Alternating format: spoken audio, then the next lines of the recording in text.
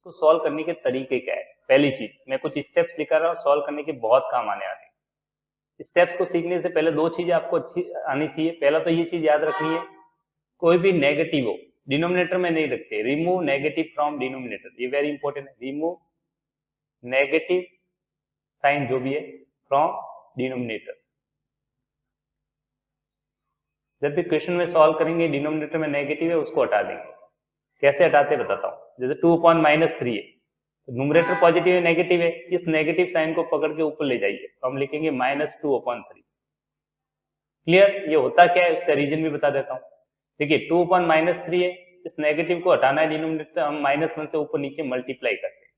किससे? -1 से। जैसे -1 से करेंगे नीचे देखिए माइनस माइनस क्या हुआ प्लस, और ये ऊपर मल्टीप्लाई होता है डिनोमिनेटर में होता है, ये बना -2, ये बन गया माइनस माइनस कैंसिल तो 3 होता है। प्रोसेस इस तरह से एग्जैक्ट प्रोसेस इसलिए -1 से मल्टीप्लाई डिवाइड करते हैं। बट हम सिंपल तरीके से सीखना चाहते हैं तो हम क्या करते हैं, माइनस अगर ऊपर कोई साइन नहीं है तो इस माइनस को ऊपर ले जाइए डायरेक्ट, या फिर कोई स्टूडेंट कहेंगे सर -2 और -3 तो कैंसिल कर दीजिए, उसमें तो माइनस रहेगा ही नहीं। क्लियर। तो सिंपल सा ये कॉन्सेप्ट है पहली चीज। सेकंड इंपॉर्टेंट चीज है रेशनल नंबर्स में याद रखना, आप माइनस को चाहे डिनोमिनेटर में रखिए या फिर इस माइनस को न्यूमरेटर में रखिए या फिर दोनों के बीच में रखिए, इस लाइन के सामने रखिए, तीनों का मीनिंग सेम है, all are same, all are same. ठीक है, तीनों का मतलब सेम है। अगर आप आंसर में इस तरह से भी लिखते हैं तो भी सही है, इस तरह से भी आंसर है तो भी सही है, ये लिखा है तो भी सही है, तो कंफ्यूज नहीं होना है। वेरी इजी, तीनों का मीनिंग सेम है। और जब भी क्वेश्चन ज्यादातर हम सॉल्व करते हैं डिनोमिनेटर से न्यूमरेटर में रखते हैं, तीनों आंसर सेम है, करेक्ट है, कोई कंफ्यूज नहीं होना, तीनों इक्वल ही होते हैं।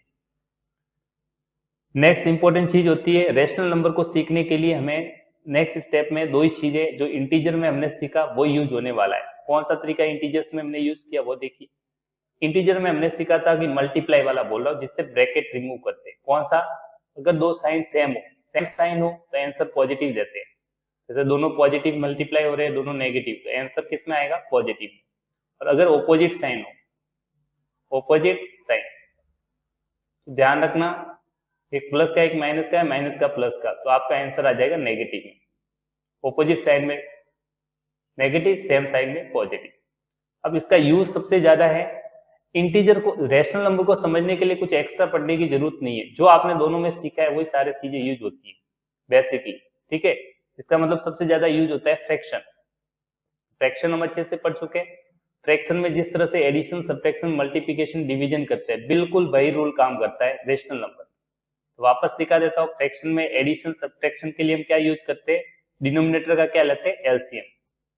लिख लेना, एलसीएम लेते हैं डिनोमिनेटर का।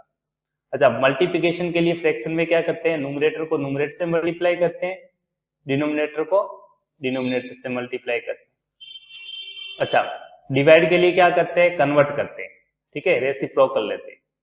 जैसे a/b है, इसको डिवाइड करना है c/d से, तो कुछ नहीं करेंगे, पहला वाला एज इट इज रहेगा, मल्टीप्लाई कर देंगे, इसका ऊपर कर देंगे, इसको डिवाइड में इंटरचेंज कर देंगे या रेसिप्रोकल लेंगे तो d/c हो जाएगा। फिर हम सिंपली मल्टीप्लाई कर देंगे, a into D A D, b into C B C, ad/bc। तो ये प्रोसेस होती है, इसको नोट कर लीजिए क्योंकि रेशनल नंबर में सारा फ्रैक्शन का काम चलेगा, बस इंटीजर का काम ब्रैकेट को हटाने का काम आ जाएगा, ये साइन इंटीजर के काम आएंगे। और दूसरी चीज है, ये हमने स्टेप पढ़ा है, ये यूज होने वाला है। और तीसरी चीज है, जितना भी काम इंटीजर्स का होता है, ऐड एंड सब्ट्रैक्ट, वो इसके न्यूमरेटर पार्ट में आता है। किस तरह से हम क्वेश्चन स्टार्ट करते हैं रेशनल नंबर से? Get ready. Okay, ready, let start. जैसे आपके रेशनल